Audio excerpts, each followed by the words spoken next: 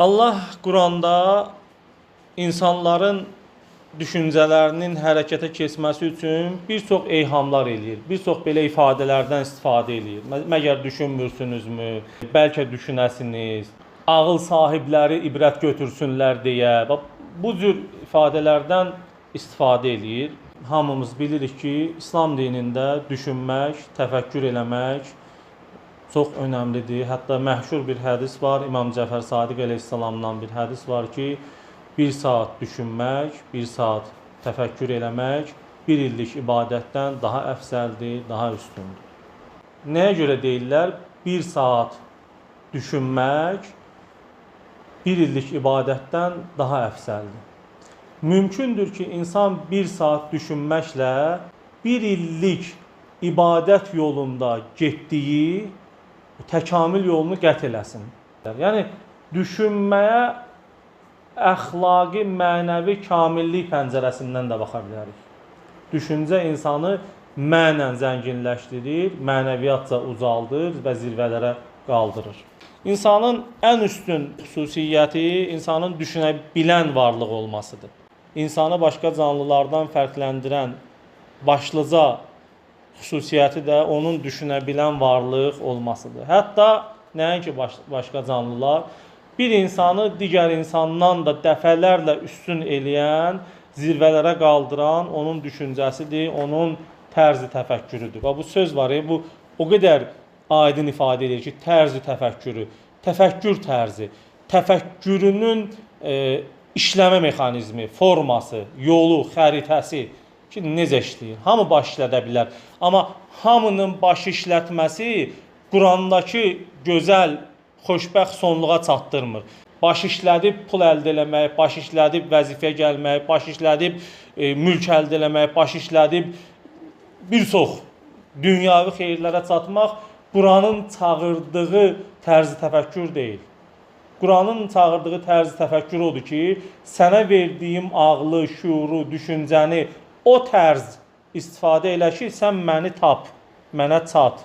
İbadətlə çatacağın məqama, yerə ucal. İnsan düşündüklərindən kənarda deyil, düşündüklərinin əhatəsində olan bir varlıqdır. Düşüncəsinə görə bir insan geridə qalmış da hesab oluna bilər. İnsan, məsələn, bu qədər prosesin içində Allahı tapa bilmirsə, o düşüncəcə geri qalıbdır. Onun düşüncə mexanizmi doğru işləmir. Amma biz geridə qalmış kateqoriyasını geyiminə görə, miniyinə görə, işinə görə, vəzifəsinə görə seçdirik. İnsanlara geridə qalmış onun süfrədə özünü aparmağına görə, əyninə nə geyindiyinə görə, buna görə bildiririk. Amma geridə qalmışlıq, yəni düşüncəsindən istifadə eləyərək və sabiqun və irəlidə olanlar, önə keçənlərdən olmamaq geridə qalmışlıq deməkdir. Sənə bir düşüncə verilir ki, sən önə keçməyi bacarasan. Başqalarından önə keçəsən, geridə qalmayasan. Geridə qalmışlıq kətdən gəlmiş, özünü apara bilməyən kimi yox. Allahı tapa bilməkdə başqalarından geridə qalmaq, düşüncəsini sağlam işlətməməyin nəticəsidir. Livanlı məşhur bir xristiyan filosof var, məşhurdur, George Jordak, hamınız onu bilirsiniz. Məşhur bir əsəri var, İmam Əliyə həsr eləyibdir. İnsan ədalətinin səsi İmam Əli. Əsərinin adı budur. Orada buyurur ki, İmam Əli vaxtından əvvəl dünyaya gəlmiş bir insan olur. Ardınca onu izah eləmək istəyir ki, düşüncəcə həmdövrlərini öz zəmanəsində yaşayan insanları o qədər qabaqlayıb ki, İmam Əli əleyhissalam. O qədər öndə olub ki, düşüncəcə.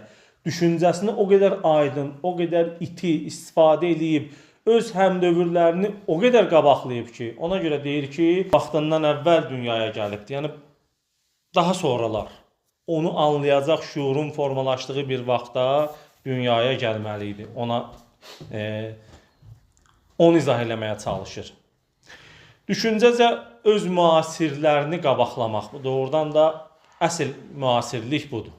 Səndə bir düşüncə var, sən onu istifadə edirsən və Qurandakı bütün çağırışlara o düşüncə mexanizmin cavab verir. Məgər görmürsünüzmü? Görürəm ilahi. Məgər düşünmürsünüzmü? Düşünürəm ilahi. Qorxuram ilahi. Sənin bu misalların, sənin bu çağırışların, sənin bu səslənişlərin canıma qorxu salır. Mən o mesajı alıram, mən onu duyuram. İnsanlığa verdiyim mesajım mənə çatır. Düşüncəcə irəlidə olmaq budur. Düşüncənin işlək olması, öndə olması budur. İnsan sabit və dəyişməz deyil. Hər an yenilənən və dəyişən bir varlıqdır. Hər an yenilənir və dəyişir. Bu yenilənmə və dəyişmə onun düşüncəsi ilə sinxrondur. Düşüncəsi dəyişdikcə o da dəyişir. İnsan hər an düşüncəsi, istəyi, səhər bir şey arzulayır, namazda bir şey arzulayır, namazda Allaha çatmaq istəyir, namazdan sonra ticarətdə irəli getmək istəyir. Hər an, indi mən ticarətdən misal çəkdim də, bu ailəyə aiddir, bu yaşamağa aiddir, ömrə aiddir, övlada aiddir. Ad, san, bədən, yaraşıq, saç, tel, hər şeyə aid, hərəmizi bir şey məşğul edir. Məni saçsızlıq, səni gözəllik, o birinin şalvarsızlıq, bu birinin paltarın çox olmağı, birinin mininin yaxşı olmağı, birinin minisizliyi. Hər an beyin yatmadan fəaliyyət göstərir və insan da bu fəaliyyət nəticəsində, bu düşüncə fəaliyyət nəticəsində hər gün, hər an, hər saniyə yenilənir və dəyişir. Mövlaniyə deyirlər ki, mən kiməm? Cavab verir ki, nə düşündüyünü denən deyim. Gül düşünürsənsə, gülşənsən. Tikan düşünürsənsə, cəhənnəmdə odundan başqa bir şey deyilsən. İnsan düşüncəsi ilə yenilənir. Düşüncəsi ilə yeni bir məxluqa çevrilir. Düşüncə insanın mənəvi yolçuluğunun mühərrikidir. Mənəvi yolçuluğunun, mənəvi deyəndə ancaq zirvəyə gedən bir şey fikirləşməyin. İnsan mənəviyyatca zirvəyə də gedə bilər, tənəzzülə də gedə bilər, zirvələrə də qalxa bilər, diblərə də düşə bilər. Düşüncə də onun o yolçuluğunun mühərrikidir. O düzgün işləməyəndən sonra, yəni düşüncə adlı mühərrik düzgün işləməyəndən sonra hərəkət etməyin ziyanı olur ki, xeyri olmur. Hər hərəkət eləyən halaldır, bu hərəkətdədir deyilmir. O qədər hərəkət eləyənlər var ki, indi divar aşırlar, ev yarırlar, oğurluq eləyirlər, amma hərəkətdədirlər. O qədər indi bax bu anda hərəkət eləyənlər var ki, bir cinayətlə məşğuldurlar. Naməhrəmə baxırlar, şəhvətlərinə əsir düşüblər, zina eləyirlər, rüşvət alırlar, amma hərəkətdədirlər. Hər hərəkət mənəvi hərəkətdir. Hər bir mənəvi hərəkət ucalmaq demək deyil. Bəzən mənəvi tənəzzüldən də söhbət gedir. Düşüncə düzgün işləməyəndən sonra hərəkət etməyin ziyanı var ki, xeyri yoxdur. Deməli, düşüncə adlı mühərrikin yanacağı önəmlidir. Nə ilə çalışır? İnsanın etiqadından və inancından qidalanmalıdır insanın düşüncəsi. Şəhvətindən və nəfsindən yox. Elə insan var ki, düşüncəsi itidir. Lakin o düşüncə onu hara aparır? Aparıb Allaha çatdırmır. Onu cinayətlərə aparır, fırıldaqlara aparır, insanlara qarşı dələduzluq eləməyə aparır. O da düşüncədədir. O da yeni bir şeylər tapır, başqalarının bacarmadığını bacarır, sürətli fikirləşir. Amma baxırsan ki, Allah ki deyir, məgər düşünmürsünüz, o çatdırmaq istədiyi mesajı almır həmin insan. Aydın olur ki, deməli, hər düşünən Quranın dediyi düşünən deyil. Məşhur bir əsər var. Hamı onu eşidibdir. Mən bundan neçə dəfə istifadə eləmişəm. O qədər gözəl təsvir edir ki, bu məsələni. Dostoyevskinin Cinayət və Cəza əsəri var. Dostoyevskinin Cinayət və Cəza. Əsərin qəhrəmanı bir dənə, bəlkə də sabiq də deyə bilərik. Çünki universiteti yarımçıq qoyub. Hüquq fakültəsinin tələbəsidir Raskolnikov. Hüquqşünasdır, hüququ bilir. Cavandır, gəncdir, hirslidir, təkəbbürlüdür. Özünü xüsusi seçilmişlər qrupundan bilir. Düşüncəsinə görə, savadına görə, biliyinə görə. İmtiyazlı bilir özünü. Özünün bir dənə nəzəriyyəsi olur. Üstün insan nəzəriyyəsi. Yəni mən üstün insanlar kateqoriyasına aidəm. Gücün özü kimi insan, yəni üstün birinə, özü kimi insana keçməsi üçün hərdən cinayətin də baş verməsinə göz yummaq olar, qənaətində olur. Və bu düşüncə, bunun öz nəzəriyyəsi Raskolnikovun o kiraya qaldığı yerdə bir dənə faiz sələm verən bir qadın olur. Hər zaman fikirləşir ki, bu öldürülməlidir ki, bu niyə yaşayır? Bu öldürülməlidir ki, bunun pulu keçsin mənə. Mən də yazım yaradım da, yazır əsərləri olur, məqalələri olur, tərcümələri olur.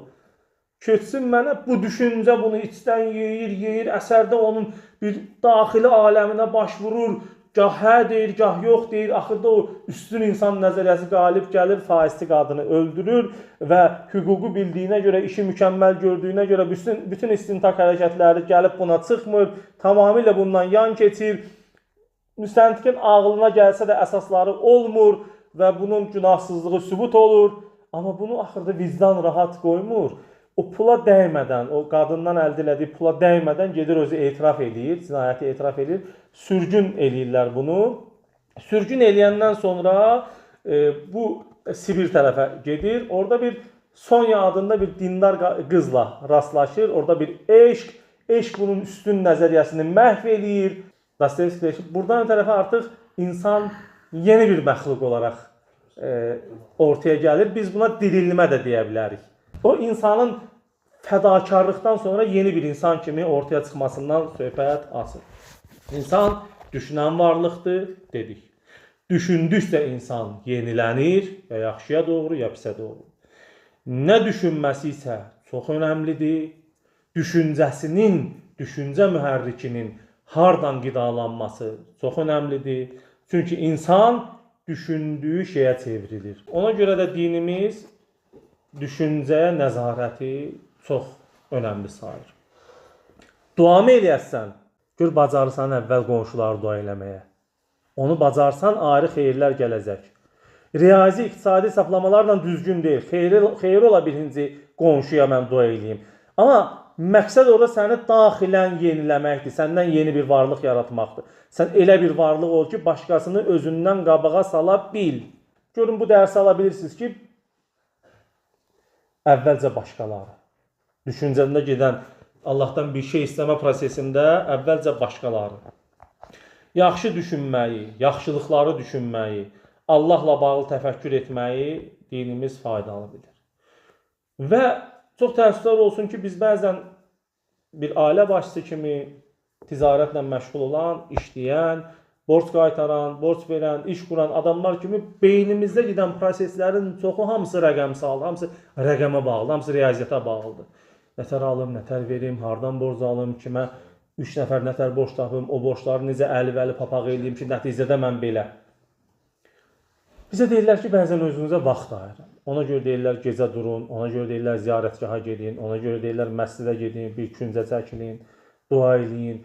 O dünyavi bağlılıqlardan qırılaraq, düşüncənizi o dünyavi bağlılıqlardan qırılaraq, qopardaraq hərəkətə keçirtməyə çalışın. Düşüncə var ki, düşüncə dəlicidir, deşicidir, yarır, keçir, aparır sahibində alınca. Düşüncə var ki, sənin vücudundan, ruhundan yapışır, düşündükcə, axtardıqca Allah qorxusu, Allah xofu, Allah rəhməti, Allah mərhəməti, bütün o maniyələri keçərək səni aparır, qatır Allaha. Deyirsən də oldun, haqdan bir zərrə. Düşüncə də var ki, sahibini aparır, salır bir zənginin cibinə, süfrənin küncünə. Kaş ki, filan süfrədə olardım, adca da belə məndən zarafat da eləyərlər, amma mən də oradan bir qidalanardım. Bu, qonaqlıq süfrəsi də ola bilər, iş süfrəsi də ola bilər, güc süfrəsi də ola bilər, qüdrət süfrəsi də ola bilər. Sənin düşüncən sənin boynundan tutub, yaxandan tutub səni hara aparır? Son düşüncələrinlə sən hardasan, sən necə yenilənibsən, sən kimə çevrilibsən? İnsanın islahı fikrinin islahı ilə başlayır. Əvvəlcə insan fikrini islah eləməlidir. Düşüncəsini islah eləməlidir. Düşünmək, bir saat düşünmək, bir illik ibadətdən yaxşıdır. Mən istəyirəm bu günləri o pəncərədən baxaq ki, bu həm də əxlaqın gözəlləşməsi baxımından, mənəvi təkamül baxımından, təkcə alim öldü, aləm öldü, elm və s. o baxımdan yox.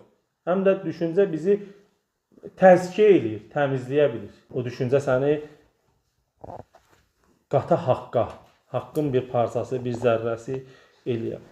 Sanki namazların zamanla düzülməsi də düşüncənin yoldan sapmaması üçün ayarlanmış bir xəritədir.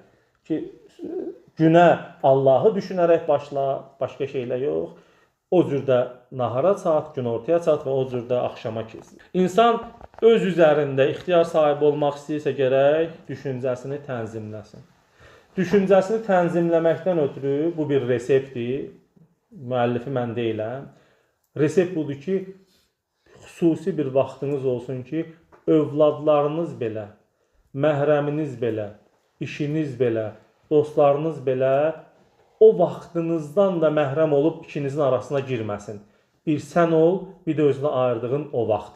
Otur bir küncdə, bu namazdan sonra da ola bilər, namazdan əvvəl də ola bilər. 20 dəqiqə, 15 dəqiqə özün haqqında, öz vəziyyətin haqqında, yəni dünyəvi bağlılıqları qıraraq düşüncəni fəaliyyətə salasan. Çalışmalıyıq ki, gün ərzində düşüncəmizdə dini dərd dolaşsın, din dərdi çəkək. Allah dininə xidmət haqqında, dünyanı xilas eləmək barədə. Baxın, ruzi baxımdan böyük şeylər arzulamaq məqbul deyil İslamda. Amma məsələn deyir ki, dünyanı xilas eləmək haqqında fikirləşin. Mən dünyanın xilaskarlarından biri olmaq istəyirəm deyəndən sonra özünüz özünüzə gülməli gəlirsinizsə vəziyyət yaxşı deyil.